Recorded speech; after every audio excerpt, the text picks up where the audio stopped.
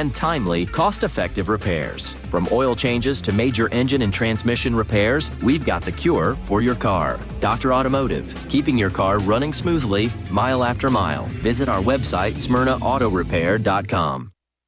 Hey everybody, my name is Marcus Manise. I am the founder and executive director of Stronger Than My Father Youth and Family Services. Our organization is designed to help young men growing up in homes with our father have a better chance at a better life and a better opportunity. Our organization is preventative, so our goal is to prevent kids from going to jail, juvenile, but live out the purpose that God truly has designed for them.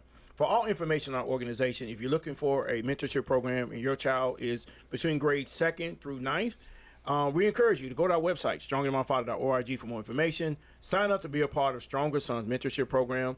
And then we're hoping that this program continue to help your son live out the true dreams that God truly has designed for them. AFFI is Middle Tennessee's premier choice for pest, wildlife, and moisture control. They specialize in those difficult and unique cases. You can reach them by phone at 615-300-2395. That's 615-300-2395, or stop in at 200 Glenrose Lane in Smyrna.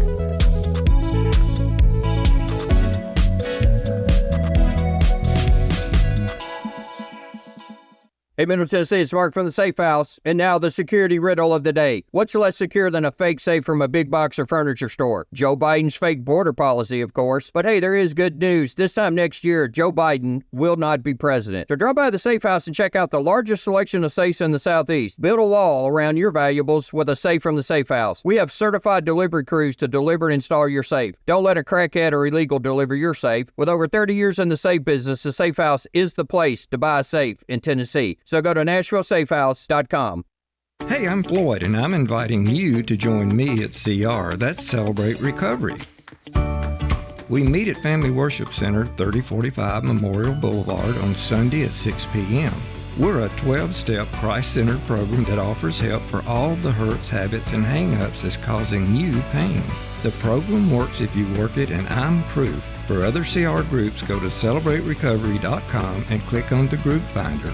Hope to see you soon.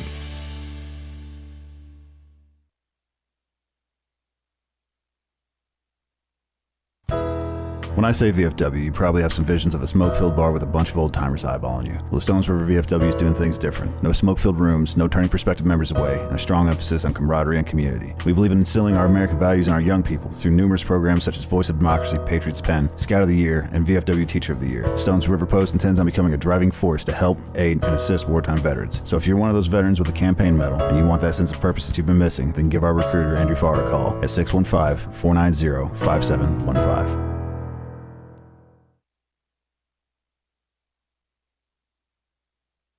My wife and I enjoy going by Yard Sale Inc. We usually go to both locations, the one in Smyrna as well as the one in Murfreesboro. A lot of times on Saturday mornings we stop by, and their inventory changes weekly, so you never know what you're going to see, and it's mostly open box. The name fits it. It's exactly that. It's a yard sale. If you don't totally agree with the price, the staff is always friendly and nice and willing to work with you. That's the Yard Sale Store in Smyrna at 111 Enon Springs Road West, in Murfreesboro at 204 South Front Street, and online at bestdealintown.com. This is Conversations with Mike Sparks. Are you concerned with the state of America, your state, your community? Then you're in the right place. State Representative Mike Sparks. He and guests are here to talk about local politics, history, faith, and freedom.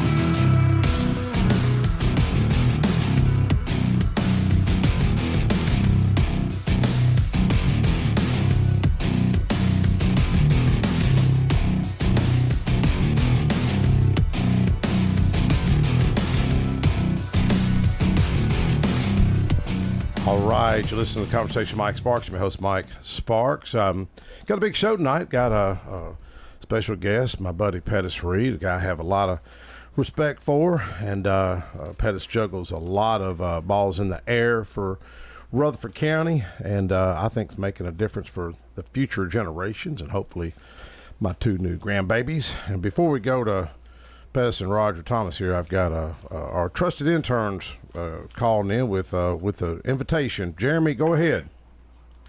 Hey, Mike, how you doing? Doing good. Y'all hear me good? Yeah, good. Go ahead.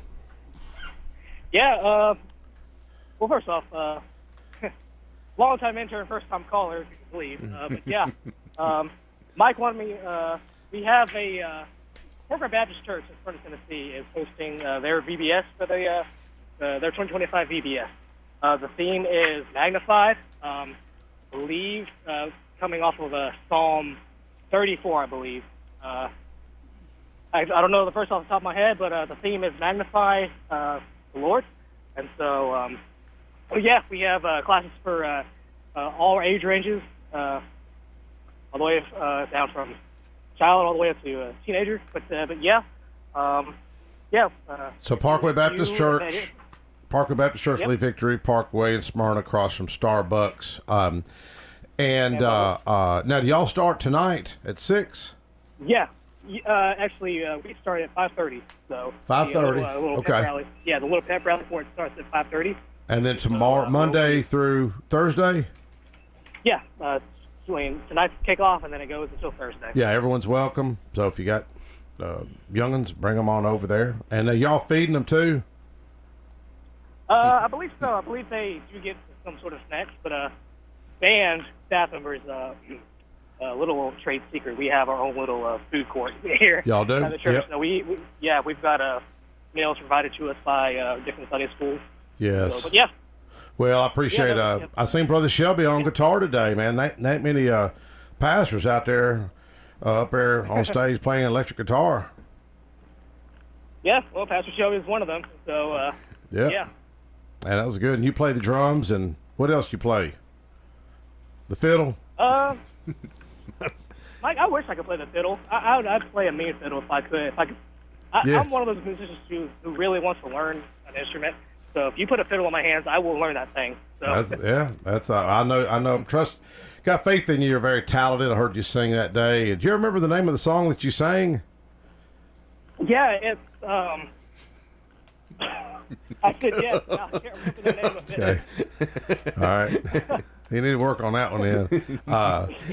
Anyways, well, thank you. VBS starts tonight, 5:30, Parkway Baptist Church. You know the address out there? Oh, man. Anyways, it's across from Publix and Starbucks. I should know the address. I've been going there 15 years. I should know. I should too. I've been going there a lot longer too. Yeah. All right. Well, hey, any final words? I'll try to see. Well, I probably won't be able to hear a majority of the show, but I'll probably. Oh, okay. Yeah. Well, yeah. Tell Brother Shelby I said hello. Okay. Yes, sir. Yes, All sir. right. Hey, Roger. Hey, man. Take care, buddy. We'll see, man. Be good. Yeah, Vacation Bible School, and my wife's really involved with the toddlers and teaching and all that. Man, I tell you, Pettis, when I was a little kid, I was like rebel kid. I didn't like to go to Sunday school. None of that. The only way I'd go is because they had Kool-Aid and a cookie there. And when I was growing up, we didn't have no Kool-Aid we didn't have nothing like that, you know. Did you have a lot of Kool-Aid and cookies growing up? Well, yeah, you always had those wafer cookies. Yeah. That was a standard at Vacation Bible School. And I didn't have those at home, and I thought those were pretty good. I know, that's what I'm saying. It motivated me. I remember I grew up at St. Rose, going to Catholic church, and I'd skip out, and the guy, I always remember that man. I'm sure he's deceased now. He'd come chase me down and drag me to Sunday school. I wasn't a good. My mom wanted me to be an altar boy. I wouldn't do it. And that's sad. God forgive me for saying that. Sorry, Mom. She's up there in heaven, probably like shaking her head at me. Well, if you grew up where I grew up, you didn't have an opportunity to be a rebel. Everybody around there knew who you were, and they knew your family. But y'all didn't have no Catholics around there, neither. No, did you? you didn't. And but it's pretty much everybody knew whose child you were. In fact, you were everybody's child. Yeah. It didn't. You got in trouble, somebody would jerk you no matter who it was. It didn't have to be your mother or father. Kind of miss those days, you know. And then when Sunday come around, why aren't you in church? And that's where you were. I still remember. Revivals and things. I can remember sitting in that old church when the windows, you didn't have air conditioning, that sort of thing. The window was all the way to the top, and they would have revivals at night. And I can remember one time I asked my parents, there used to be a pew along that window. You're not talking about You're not talking about Main this is Street. out. This is out at Rockville. Okay. And Versailles, and the pew was near the window, and nobody sat on it usually. And I was sitting there between a bunch of adults, and it was August. It was hot. Yeah. I just said, "Can I sit over there?" And she said, "Yeah, give it a try." And I went over and sat down, and he was going through this preaching, and it was pretty straightforward and whatever. But I was sitting there, and I could hear the frogs outside. I could hear all of that. And right outside the window was the cemetery. Oh. And I was sitting there, and the more I sat there, I started getting the loneliness that nobody was with me. And right outside that window was the cemetery and all those noises going on. Yeah. And the next thing you knew, I was over there between my mother and father. That's where I ended up. I bet. But I grew up in the country like that, with country churches, and everybody knew you, who you were, and whenever I left to go to anything, my mother would always say, "Remember who you are and who you represent." Yeah. And I still today, that's remember who you are. Yes. Speaking of remember who you are, you've got something you wanted to talk about in Smyrna happening here pretty soon. Oh, yeah. Before we Yes, go into the that. 4th of July at Smyrna Lee Victory Park. It's going to be Thursday at 5 p.m. and the fireworks start at, July the 3rd, 5 p.m. Thursday. The fireworks start at dark, and the rain-out date is actually that Saturday, the 5th, 5 o'clock, and at Lee Victory Park. Smyrna does a good job. Yeah, with that. we went there last year, and it was really good. Thinking about taking my great granddaughter, my grandson. He said something. Yeah, she'll be 7. Wow. Yeah. How old a fella are you? I'm in the 70s. Great grandbaby. But anyway, Pettis is talking about church. I was raised in old Y'all Jefferson. both Church Christ, ain't you? Yeah, old Jefferson Church Is of Christ. it true what they say about Church Christ? Well, I don't know. You're the dancer. I know it's no dancing, but you're the dancer. He's a dancer. Connor, right you here. Church Christ? The denomination? Yeah. No. Oh, you're not. But No, I'm they always say y'all stick together.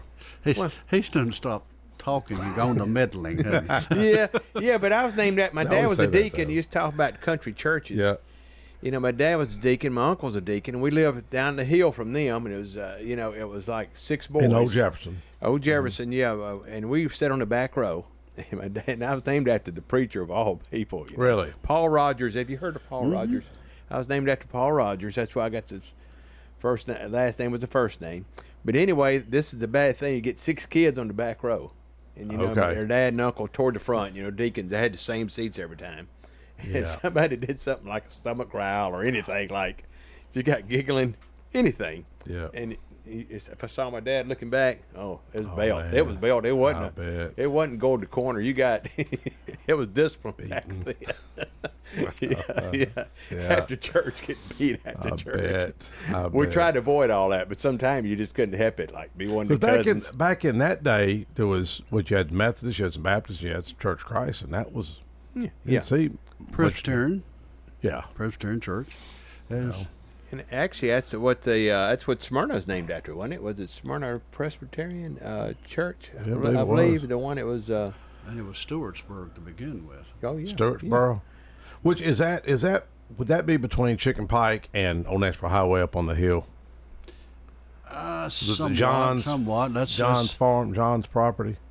You talking about Dick John's right there across from me on Chicken Pike? Wouldn't it kind of be between there and Old Nashville Highway where the Stewart's Creek is, and Nissan? Yeah, Stewart's Creek is actually on the other side, halfway down.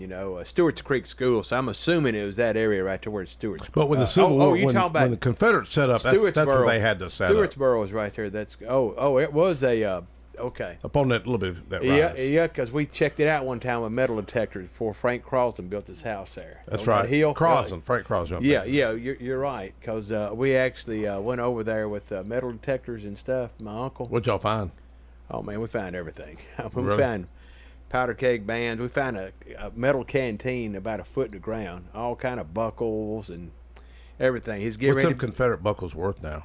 Confederate buckles, the CSA, Yeah. a lot more than what the USA. The USA is one that's more common, but They used to be worth, was it $5,000? And that was years I don't ago. think it'd be that much because the internet and everything nowadays. I think there's a lot more out there than people probably thought. Well, you know? that little area, you remember when they found those Indian graves by the bridge? where they were doing the excavating on the road. Was it? Yeah, they seriously they found Indian burial mounds or something over there. Yeah. I don't think the burial mounds. It was just graves. Yeah. When they did the road work right there. I don't remember that one, but I know Troy Ross come by the other day, and he was showing one. He walked up on when the water's down over on I say Stones River, Percy Priest. When the water's down, it's perfect arrowhead. He walked up on it and it was just sitting there like ready to pick up. He said he couldn't believe it. He's got a little video of it. He showed me a video. Yeah. I've got several. Where's he at? Jefferson Springs? Yeah, out there, Old Jefferson, all that area. Okay. Out in there. Yeah. And like I said, I've got one that's really as good as his. He was talking about his, but I didn't find mine. My uncle found that one. Pettis, you're talking about Troy Ross. You know Jim Ross? They own the farm in front of Nissan. Troy's family. I know who you're talking about. Right there where the T-Cat and stuff is. What did y'all find a lot of that kind of stuff growing up? Oh yeah, arrowheads. I have a collection of arrowheads that come off my farm, where I live right now. Some of those date back to 1,500, 3,500 years ago, but I would find those. This was my grandfather's farm up above us. We used to milk cows for them and had a big watering trough. And one of my responsibilities was keeping that water in that watering trough. And when the cows would go out after milking, they'd walk around that trough and it would become muddy. Yeah. And I could go in there and that mud, arrowheads would come up in that mud and you would find it. I have found some of the most unusual arrowheads. There's a rock that comes off of that knob out there. Yeah. It's a white looking rock. And I've got white arrowheads made from it. Man. Cool. So there's a lot of that. It comes off the Versailles knob. That's where a lot of people call the Indian fort, the Indian table that's up there. Yeah, you and I talked about that last year. All that's up there. But, the top of it, top 44 acres have been purchased by the state of Tennessee. Yes. And it's going to be turned into a preserve. They're protecting it. There are some federally protected wildflowers and this sort of thing on top of it. And that's one reason they bought it. Yeah. So, now, how do you was it you telling me that some of the Cub Scouts and Boy Scout groups would go up there? Oh yeah, Boy Scouts would camp out up there at least once a year. In fact, it was interesting from our farm down there. You could see their fires at night up there on the. It was really good. How high of an elevation is that? 1,300 feet. Is it really? Mm-hmm. Well, you were telling me that Seward Air Force Base used that as a turn, like a site. Whenever they was training out there with the C-130s. That was cool. They would turn and come through there. It was pretty interesting for me as a farm kid out there, see that C-130s to come through there and circle through there and come around. It's an interesting old knob that's out there right now. What's the highest elevation in Rutherford County? That's pretty close to one. There's a continuous argument on which is, you got Pinnacle that's like that way. Everybody talks about Tiger Hill over here. Yeah. It depends where you live and what the stories are and how they are. And they're all fairly close to about the same height. Yeah, I've heard the same rumor, about being the highest place on Buckeye Bottom Road. If you come the old Buckeye Bottom Road, if you look down, you could see the air base, kind of, in a way.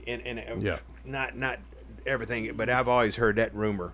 But like you said, there's several rumors, and off Buckeye Bottom, I can't think of a place that's that one high. drop. It is if you my granddad used to own all that out there. Really? And he might have made that story up. Who knows? Oh, okay. But it's pretty high up. I can remember. Well, Todd Lane to me is high, but gravel. to y'all that's nothing because I grew up over Todd Lane, and you could see the air base, and you could see, or the airport, and not the airport. You could see Nissan, and you could see, I guess, what do you call the trash?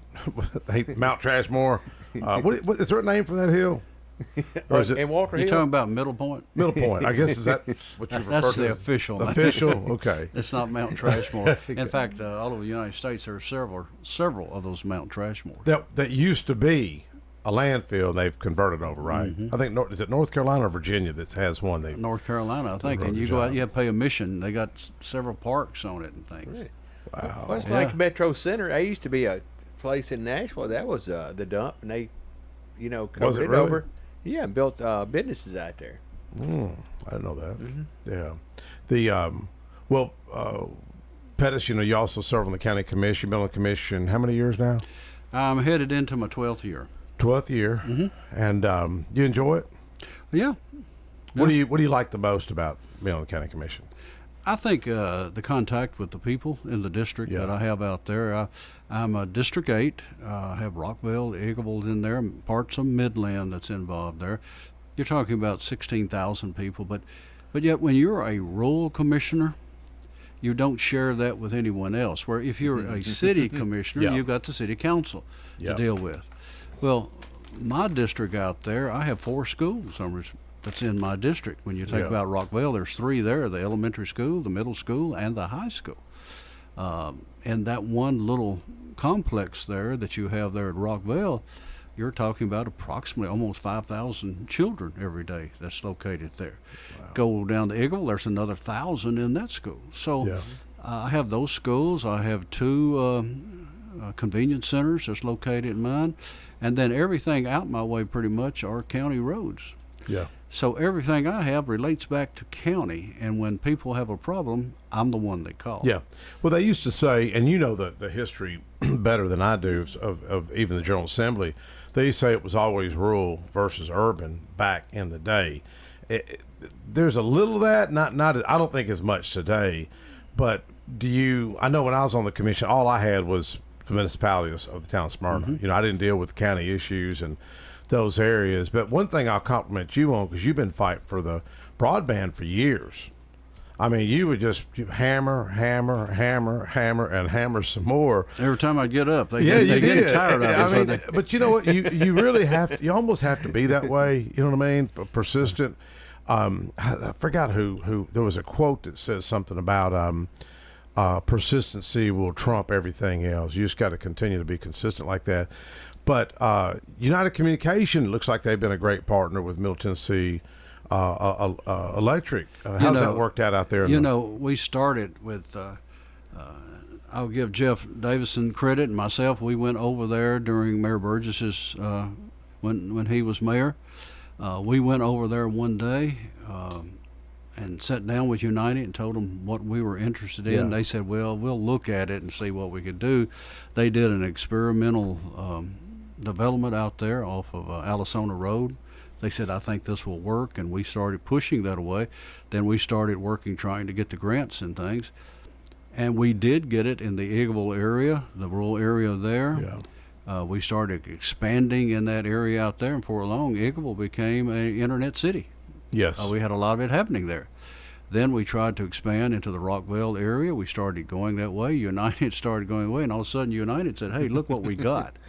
And then they started working with Middle Tennessee Electric and started working there. And then all of a sudden,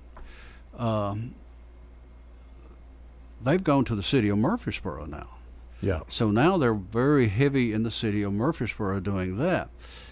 Right now, I'm sitting here with some places in the rural area, especially in the Rockville area, that there is not internet in some of those rural areas.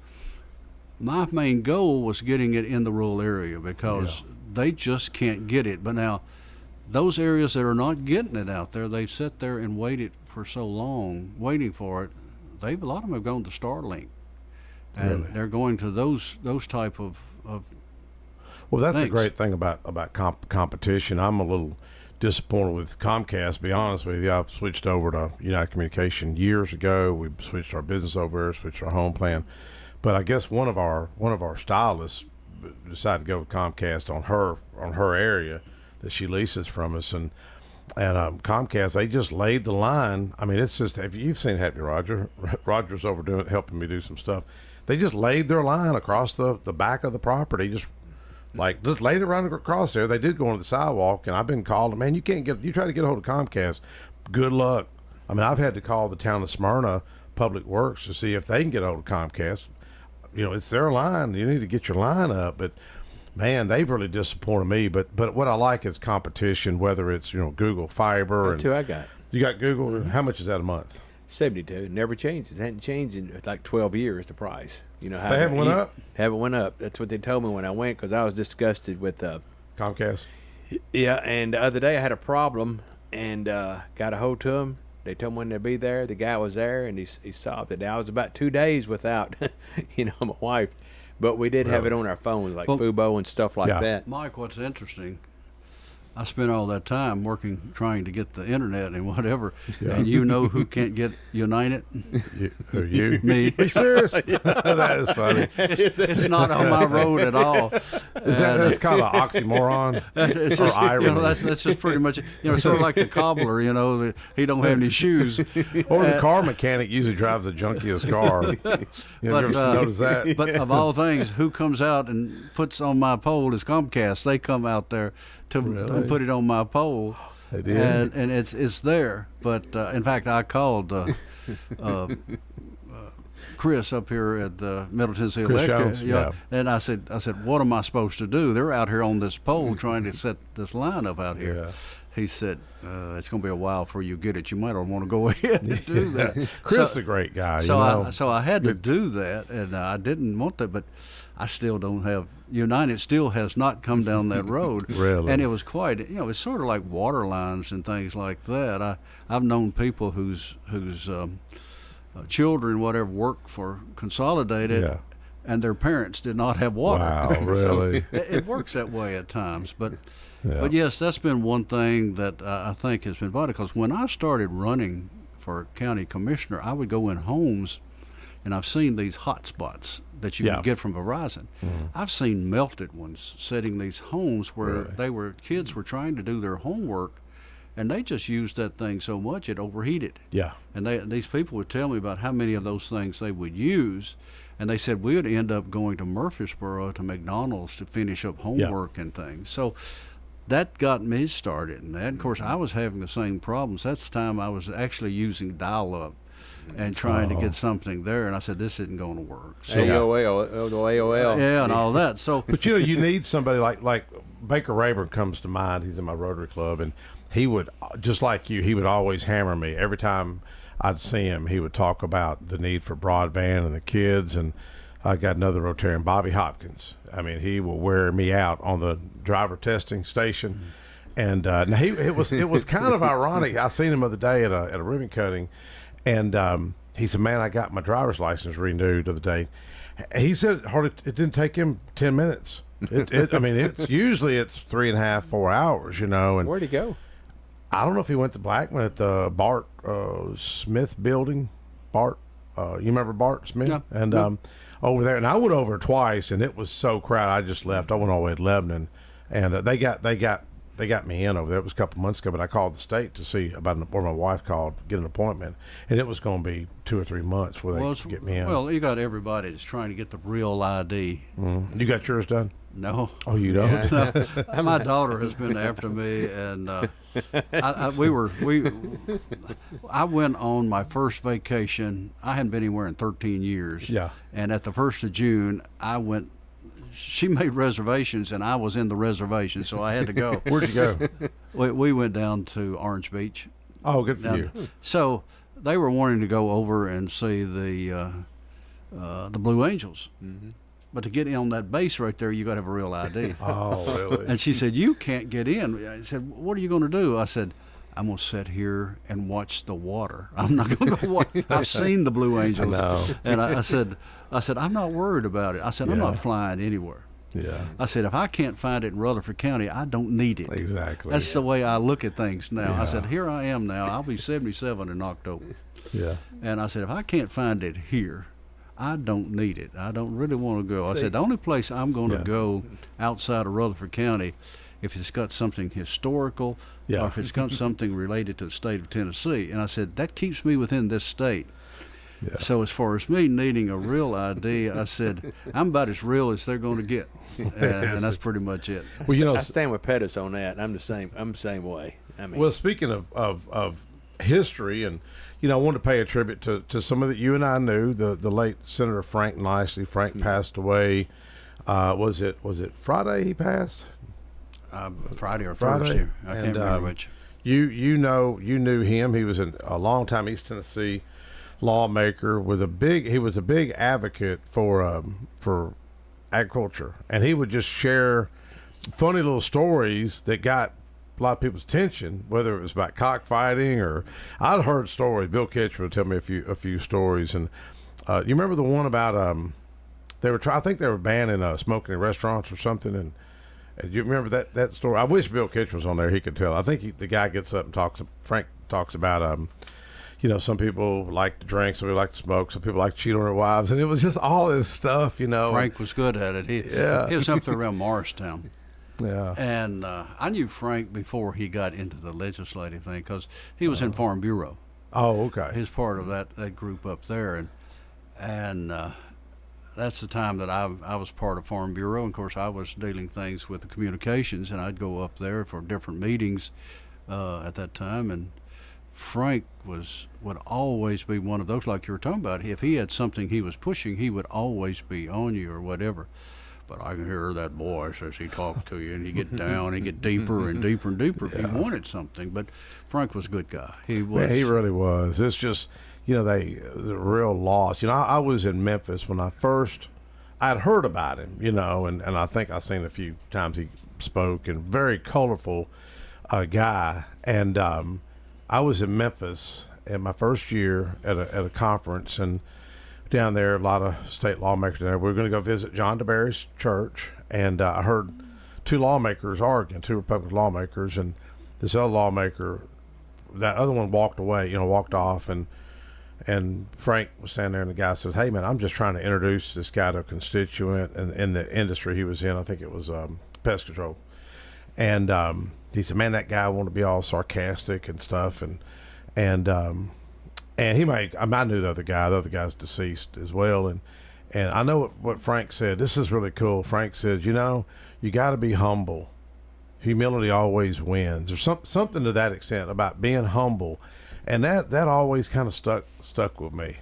So he kind of, but I mean, he played that part, but that was really him, right? That was him. That was totally him. That's where he come from. That's where he was a full-time farmer. That's was his life. That was his way he was raised and grew up. He could talk to you. He could talk to anybody. He was he looked after his people. Anything agriculture, and he did not always agree with you.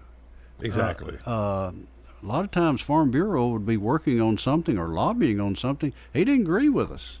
Yeah. And he would tell you. I bet he would. He would tell you. And that, that's the thing I like about the rural community and the way people are in that area is the fact that they'll let you know right quick, hey, I don't like that. Well, that's fine. Yeah. That's okay with me. What do you do when people get mad? You ever have anybody at Farm Bureau get mad? Oh, goodness, yes. Walk out of a meeting or anything? Well, I haven't had any. I've never seen that many people walk out of a meeting, whatever. Yeah, there's a lot of people getting mad. But I learned early on that you just take it and you move on. Say, okay, we'll see what we can do. In Farm Bureau, you learn real quick that compromising is about as good as anything you can get in the way you can do things. Yeah. I can remember an old American Farm Bureau president. He always said, you don't compromise on your principles until the person has you down on the ground and has his foot on your throat. Yeah. And then you look up at him and say, why don't we compromise? Really? And he says, that's where you go with things. Yeah. And I always remember him saying that. And, I started with Farm Bureau back in 1969. Yeah. Just as coming out of college. So I had the opportunity of meeting some of these, what I call characters. Yeah. And they were real characters. And what they were not put on. Yeah. They were right there. That's where a lot of my writing come from, my columns and things, and where that comes from. And I'm afraid today we're losing a lot of the character that we have in this state and this country, and people who put things into these areas. And it does bother me. It bothers me in the way that we see these things. So that's where I have benefited, and that's where I have tried as an elected official to, I don't say be a character, but it's been somebody that has put my whole attention to whatever we're doing. I've never tried to work on something for benefit to me, but only for benefit towards the citizens I'm working for. Yeah. I'm in the middle of that right now with Plan Rutherford. Yeah. It's totally for the citizens. You ever heard the term "bless your heart"? Oh yeah, yeah, oh yeah. That's what I think of. Bless your heart when you're dealing with something like that. We sell stickers out there. Bless your heart. Plan Rutherford's been somewhat like that. Yeah. We're now in 3 years working on this, going all the way back to 22. Wow. I'm in my second mayor on this, and I didn't ask to be on the steering committee. You got, what's it called, voluntold? You got to say, hey, you're going to be on this. That is. And in fact, everybody that was on the steering committee that put all of this together and worked on it got paid nothing. They worked on it totally as volunteers. They too were told, hey, I'm putting you on this. Yeah.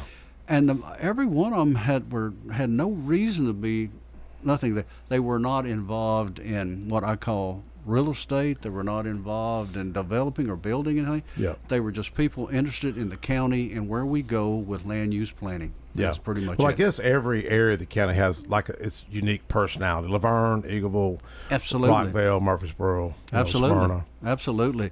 And then you get everything in between.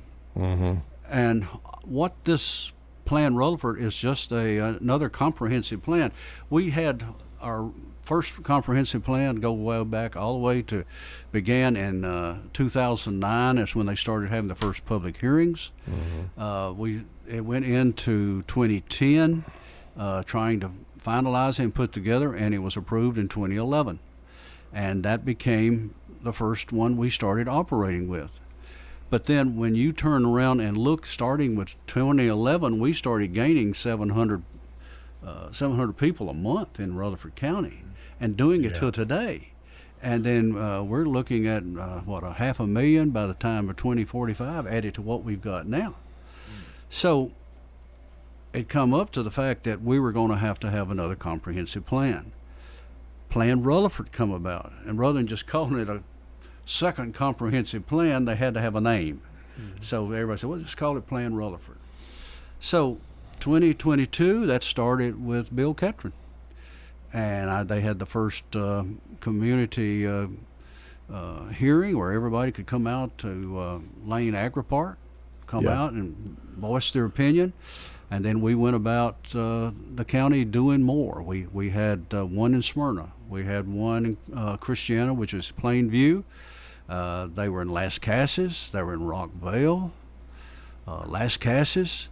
And it was open to the entire public of Rutherford County to come out and say, okay, what do you want your county to be? How are we going to handle growth? What do you want in it? They were given maps of Rutherford County and said, okay, should we be doing? How should we be doing building? How should we be doing us? What's our biggest problem? Number one problem is traffic. Yes. So we started working on all this, and we took everything everybody was saying. We had somewhere between 700 and 800 people that was involved in that, and everybody said, well, that's not many people. Well, you got to look at when you vote in Rutherford County, you have, 3% sometimes? Exactly. So this was pretty a good eyeball-to-eyeball cut of what people are wanting in Rutherford County, and we took it all down. But then we set up, of course, an internet page, a web page where they can come and still voice these things, and we had them. So the steering committee met all the way up until about the middle of last year, coming down in, about the fall of last year, and it was turned over primarily to the Planning Commission. And at that time, the Planning Commission has been working on it, doing study groups, looking at it and going that way, making changes. This map that I hold right here in my hand, that map right there is I guess you could say, is the secret to everything that we've done. It lists all the different areas of where you can develop, what's problem area, and this sort of thing. The interesting thing about Plan Rutherford, and this being a comprehensive plan, it's not law, it's a plan. Yeah. It's just like if you're building a house, you have a house plan. This is a plan for growth and land use in Rutherford County. And it'll be 94 pages when it's all completed and finished. Tomorrow night, There is another public hearing for anybody who wants to come say yay or nay, I like it, I don't like it. And that'll be at the county commission. It'll be at the county commission office or room up there in the courthouse. Okay. And that's where it'll be. 6 o'clock. 6 o'clock. Let's take a quick break, Connor, and we'll be right back.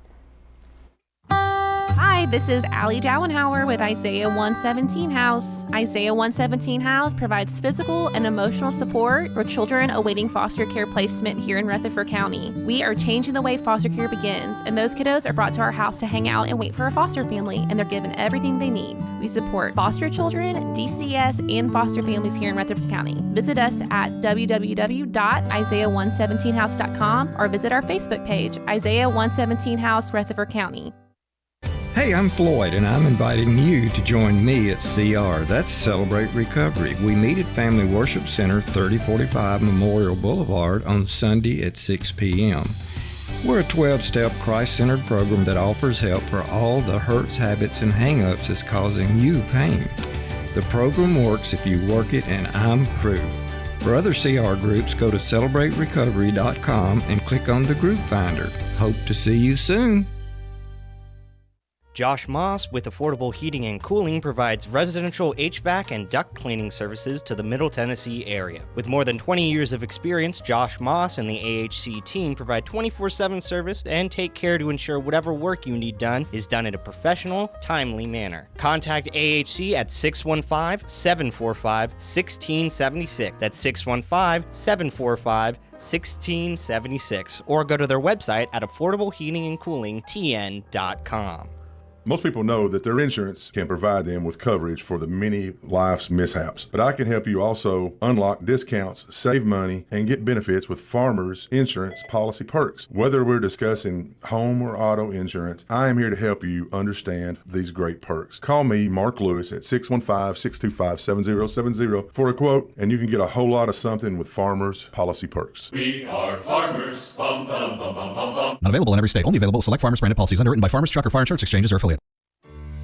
Mike and Felicia Sparks, owner of the Vanity Zone Salon, want to invite you to stop in for your next haircut or color. Their stylists Michelle, Tori, Tracy, Brandy, Sarah, and Gail offer the best creative cuts and color for all ages, for men and women. The Vanity Zone is located at 732 Nissan Drive in Smyrna, to the right of the Crystals Restaurant. To look and feel your best, visit the Vanity Zone Salon today. Call 615-355-1721 to book your next appointment. Is your car running like a dream, or does it need a little TLC? At Dr. Automotive in Smyrna, we treat your vehicle like it's one of our own. Let's hear what some customers have to say about Dr. Automotive. Been coming to them ever since he opened up. Good family. I recommend to other people to get them repaired here because I knew they would do it and do it right. Been happy to send people to him because I trust what he does so much. We're crazy about him. It's all about the doctor. For quality care you can trust, visit Dr. Automotive in Smyrna. We've got the cure for your car. Hey everybody, my name is Marcus Manise. I am the founder and executive director of Strong in My Father Youth and Family Services. Our organization is designed to help young men growing up in homes with our father have a better chance at a better life and a better opportunity. Our organization is preventative, so our goal is to prevent kids from going to jail, juvenile, but live out the purpose that God truly has designed for them. For all information on our organization, if you're looking for a mentorship program and your child is between grades 2nd through 9th, we encourage you to go to our website, stronginmyfather.org, for more information. Sign up to be a part of Stronger Sons Mentorship Program. And then we're hoping that this program continue to help your son live out the true dreams that God truly has designed for them.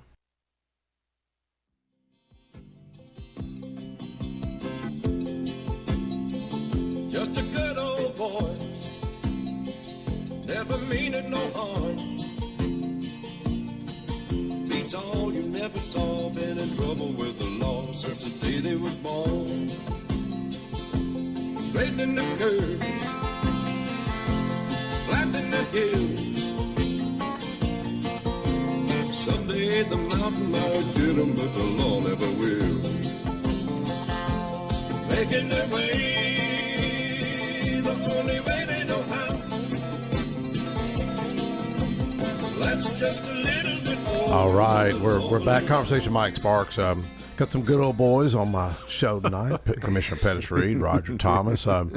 Speaking of hills and back roads and growing up in Rutherford County? What was it like before we get into this plan? We're talking about. Did you see a lot of craziness back in the county back in years ago?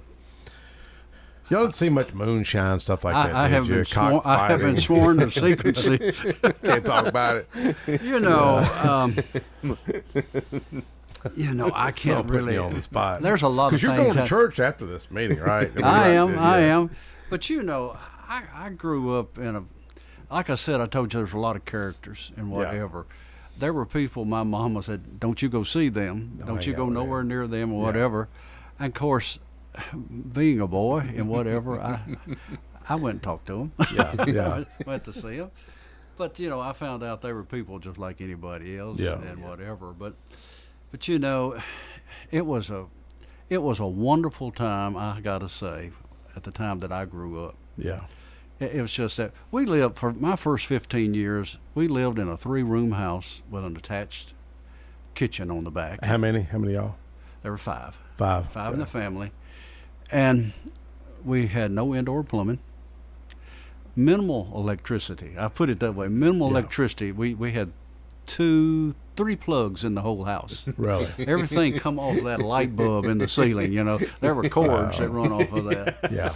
But do you remember it before you had electricity, or do you? No. I remember there was electricity when I was there. But I was born in a log house across the road. It was my great granddaddy's house. I was born what was his name? Huh? What was his name? His name was was Vincent Taylor. Vincent Taylor. Okay. That was on my grandmother's side. And that old house is still there. I got a first cousin lives in it today. Really? But that's where I was born. There was 2 cotton fields on each side of the house. Yeah. We moved across the road in this little house, and we were there for 15 years in that house. But like you talk about today, everybody's talking about heat advisory or whatever. Yeah. You got a big old fan is all you had, and you slept at the foot of the bed where the window was because that's where the breeze would come through every now and then. Is it hotter today than it was back then? No, it's not. Okay, it's the same thing. I mean, you got used to it. Yeah, but what today is everybody's running around with the cell phone or they're watching something on television, whatever. Television didn't have 3 stations. Yeah. And it went off around 10 or 11 o'clock. Yep. They played the national anthem, and it went off. And what was that High Flight, the Jet? What was that? You remember that? What was that poem he would read? Yeah. That'd come on in the mornings, usually. That's when that come up. You had the Indian chief on there for the longest. That was the test pattern. Yeah. Indian chief? Yeah, it was a chief. Really? Uh-huh. We were the remotes back in. We were also and that was the test pattern that was on the television. Really? A test pattern was on the screen all the time, and it was this Native American in a headdress, and that's what that picture was on the television. Walter you remember Walter Cronkite, right? Yeah. But news. Now, here's the thing I think makes it different. I'm just curious about this Indian. This is the thing Why about would they use news. the Indian guy? This is the thing about the difference in it. You didn't have news 24 hours. Yeah. At night it come on at 6 o'clock. 30 minutes. It's through. After the big show. After that, and then it went into their programs or whatever. You watched a lot of Lawrence Welk. Saturday night. Did you? Uh-huh. Did y'all like that kind of stuff? Well, man, that's all you watched. That's all there was. Remember Eddie Hill used to come on in the mornings, and then there was Bobby Lord. Didn't he have a show one time? There was all different kinds of things like Ralph that. Emery. My mom used to be on Ralph Emery every now and then. You had Ding Dong School and Captain Kangaroo and all that kind of stuff. Oh, okay. Bozo. Romper Room, she skipped school and she had to look through that mirror and I see Roger. How did you know I'm not in school? But it was a different time of life and whatever. Yeah. And most of my time, like I said, we did have everybody talks about air conditioning. The condition of the air in the house was the same as it was outside, so it didn't matter. Yeah. So we spent most of our time outside. Yeah. On the porch? That was at no, we were out in the woods and everywhere swinging from a grapevine across a crevice. As a kid, you had a gun. Really? But it wasn't. I had a 22 when I was a kid. 22 rifle, single shot. Yeah. See, that's what my kids had. Where did y'all, like in the winter, where would you like sled at? Did y'all ever go sledding or anything? We never owned a sled. Owned a sled. We never owned a sled. Did you ever but put the plastic bags but over your shoes? We would no, we didn't have plastic had bags. plastic. We had paper bags. bread bags. Yeah. But you know, Yeah. we built a slick spot behind the house and would slide on it like we were skating and things that day. But you know, it's just a different life than what we're seeing today. Yeah. And I think families were really close to that point. Yeah. My brother was 8 years older than I was. My sister was 6 years older. Now, how many of your family members are still around, still here? None. Really? Your last I'm in. Really? Well, you invited me a few years ago. You had John DeBerry come in for a revival at your church, and I sat there. And I guess your wife had passed how many years ago? It'd be 16 years. 16, yeah. And I really appreciate you inviting me over there because I'm not trying to make fun of Church of Christ. I don't want to be mad at me, but you know y'all don't say amen, right? And you don't clap, right? And you don't play musical instruments, okay? Anyways, nobody gave me I didn't get the memo, so I'm like starting to clap and start to say amen for John because John's one of the guys you got to say amen, you got to clap, But that really meant a lot to me because.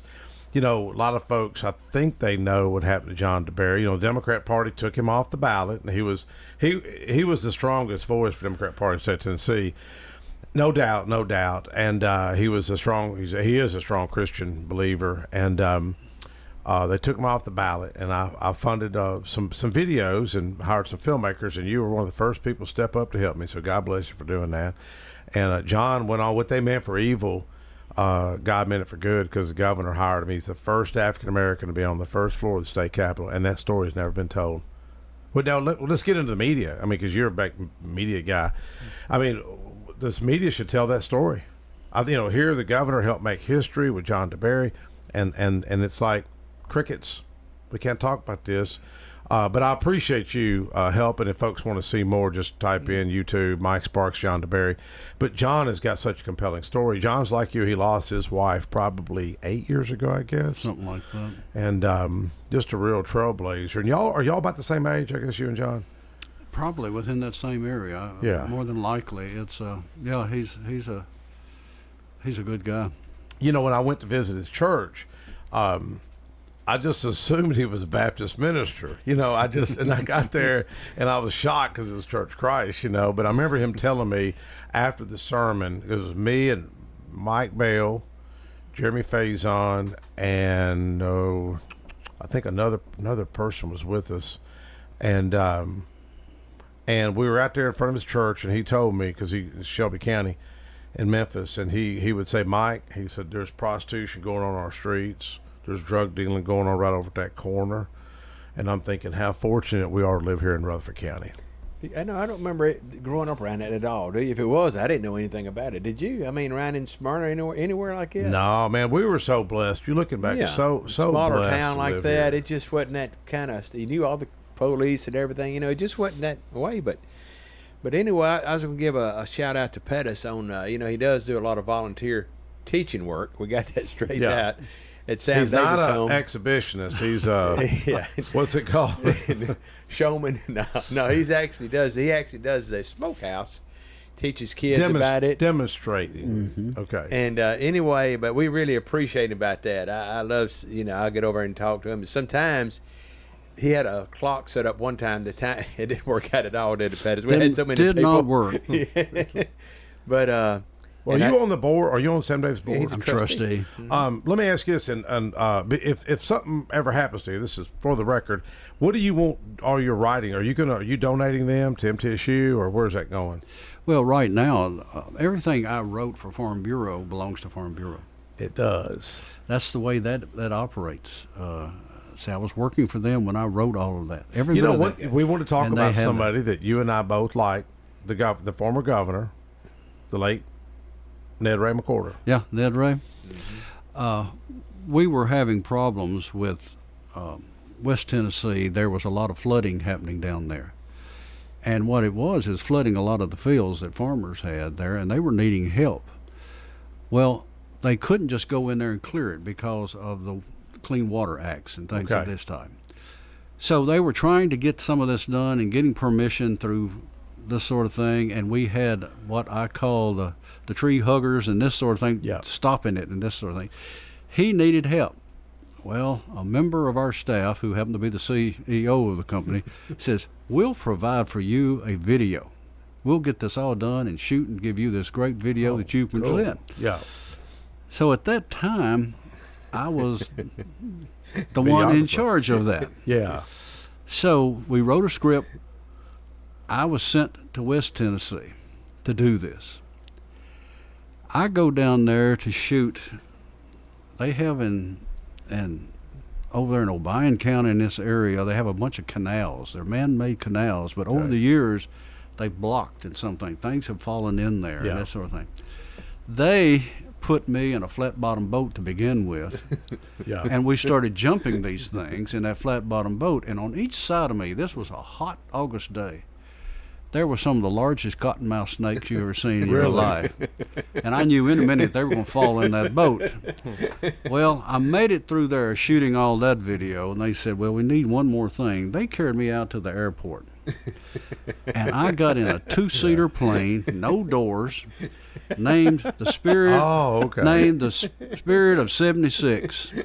It looked like it went through 1776. I mean, the stuffing was coming out of it and all this stuff. So I went up with this pilot, a former Korean War pilot, and we go up there and we're flying, and I'm trying to get everything shot from this plane.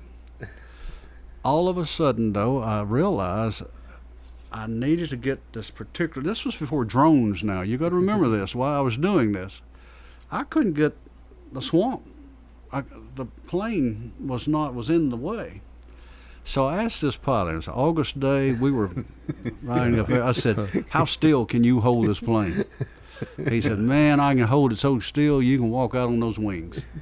I said, okay, you hold it. I stepped out on the wheel. Really? I had my feet on the wheel. I was tethered to the recorder inside. I said, you better hold this still. But I said, I'm not coming back up here anymore. I want you to understand that. And I shot all this video out there on this wheel of this plane. Really?